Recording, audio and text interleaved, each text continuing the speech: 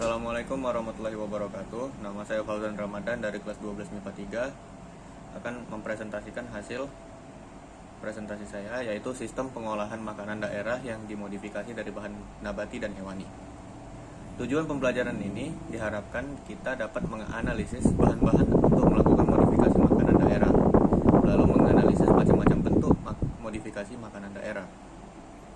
Masuk yang ke pertama, bahan makanan modifikasi makanan daerah. Bahan untuk modifikasi makanan khas daerah meliputi bahan baku, bumbu, dan bahan tambahan pangan atau BTP. Bahan tambahan pangan adalah bahan yang berfungsi untuk memperbaiki mutu produk yang diolah. Untuk memilih bahan baku dan bumbu, sebaiknya kita sesuaikan dengan bahan yang mudah kita dapatkan di lingkungan sekitar kita, dan bahan tersebut tersedia dalam jumlah banyak. Bahan baku utama yang pertama adalah bahan yang paling banyak penggunaannya pada sebuah produk. Bahan baku untuk modifikasi makanan khas daerah dapat berupa bahan nabati maupun bahan hewani. Contoh berikut bisa menjadi contoh modifikasi makanan khas daerah pada bahan baku. Yang pertama ada pempek. Pempek bahan baku utamanya ikan tenggiri atau ikan gabus. Namun kalau kita modifikasi, kita bisa pakai ikan lele dengan alasan karena ikan lele lebih murah dan mudah didapatkan, atau juga bisa mengganti ikan tenggiri dengan nasi atau biasa disebut pempek dos.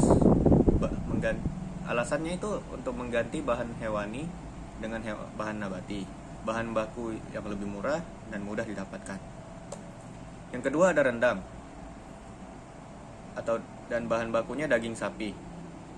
Modifikasi bahan bakunya yaitu mengganti daging sapinya dengan paru sapi.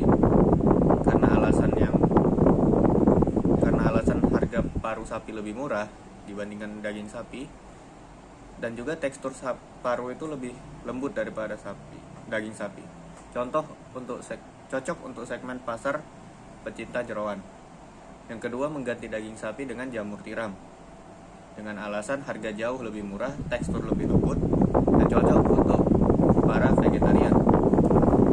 Selanjutnya, bahan tambahan pangan.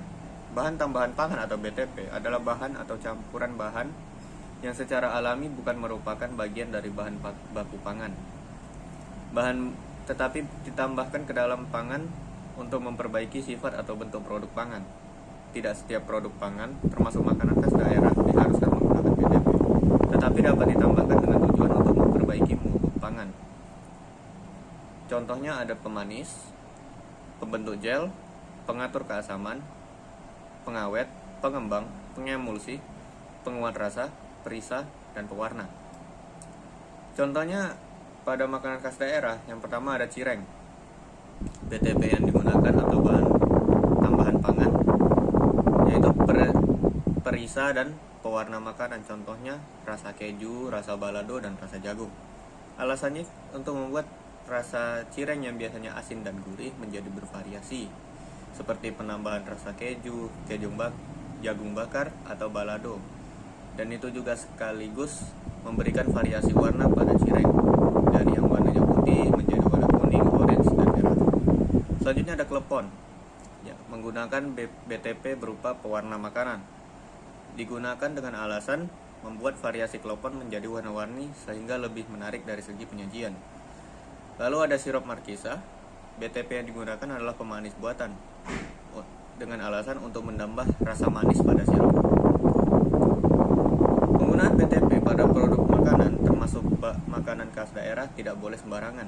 Ada 3 hal yang harus diperhatikan dalam pembuatan BTP. Berikut ini adalah hal yang perlu diperhatikan. Yang pertama ada penggunaan BTP harus ada izinnya, digunakan dalam jumlah yang dibolehkan, dan penggunaannya sesuai dengan karakter produk. Jika penggunaan BTP tidak sesuai atau berlebihan, itu dapat mempengaruhi kesehatan diri kita.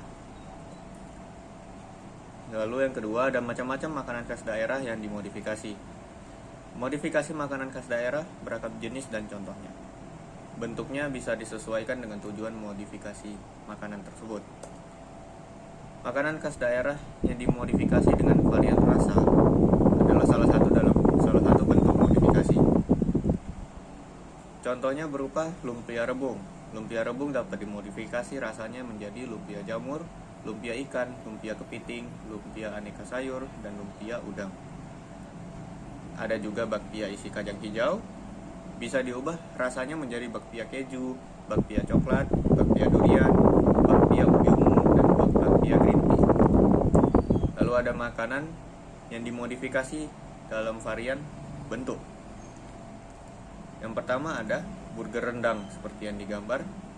Rendang yang biasanya hanya disajikan sebagai lauk, tapi bisa disajikan dalam bentuk yang lebih modern. Lalu ada cendol. Cendol yang biasa kita konsumsi berupa minuman, namun dapat dimodifikasi menjadi puding, sehingga tampilannya lebih menarik. Lalu ada makanan yang dimodifikasi untuk memperpanjang usia produk. Beberapa jenis makanan khas daerah bersifat mudah basi dan tidak tahan lama. Oleh karena itu diperlukan modifikasi untuk memperpanjang usia mereka.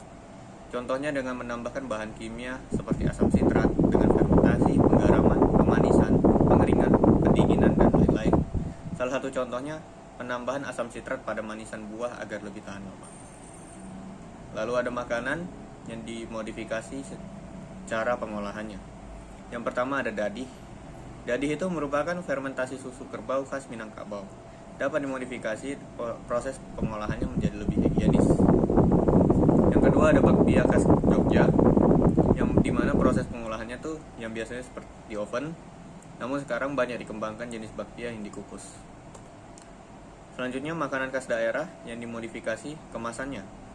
Pengemasan dilakukan untuk menyiapkan makanan khas daerah menjadi siap didistribusikan, disimpan atau dijual. Adanya kemasan dapat membantu mencegah atau mengurangi kerusakan, melindungi produk, melindungi dari bahaya pencemaran dan gangguan fisik seperti gesekan, benturan, getaran. Dari segi promosi, kemasan berfungsi sebagai perangsang atau daya tarik pembeli. Oleh karena itu, bentuk warna, dekorasi dari kemasan perlu diperhatikan dengan baik. Berikut ada contohnya. Yang pertama ada gudeg. Gudeg yang biasa kemasan konvensionalnya berupa besek dimodifikasi dengan menggunakan kaleng, jadi lebih tahan lama. Lalu ada jamu gendong yang dimana dibawa oleh penjual jamu keliling komplek, tapi dimodifikasi menggunakan botol agar lebih efisien. Kesimpulannya, bahan untuk modifikasi makanan khas daerah meliputi bahan baku atau bahan utama, bumbu, dan bahan tambahan pangan. Bahan tambahan pangan adalah bahan yang berfungsi memperbaiki mutu yang diolah. Lalu modifikasi makanan khas daerah itu berbagai macam bentuknya. Ada yang dimodifikasi secara variasi rasa, bentuk, cara pengolahan, dan serta cara pengemasannya.